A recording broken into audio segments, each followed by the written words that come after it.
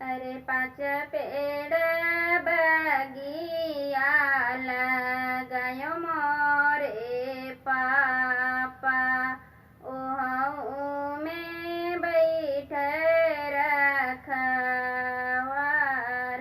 पाँच पेड़ बगिया लगायो मोरे पापा, ओहू में बैठल रखवार।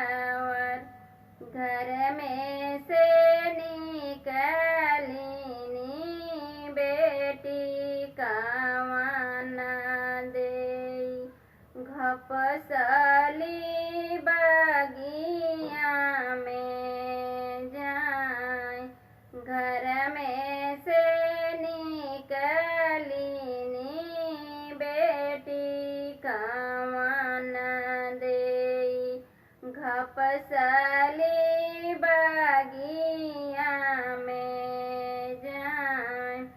घोड़वा चढ़ल आवे दुल्हे कवाना राम, धैली है गोरी गोरी बाँ।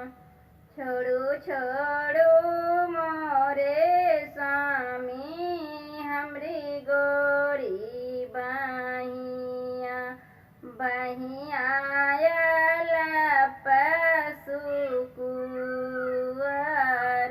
किए तू हाउ धाना सचवा के ढाल, किए तो है गढ़ले सोनार।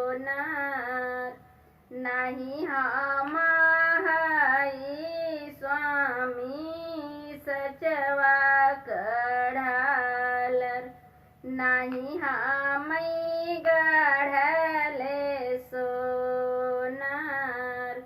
माता पिता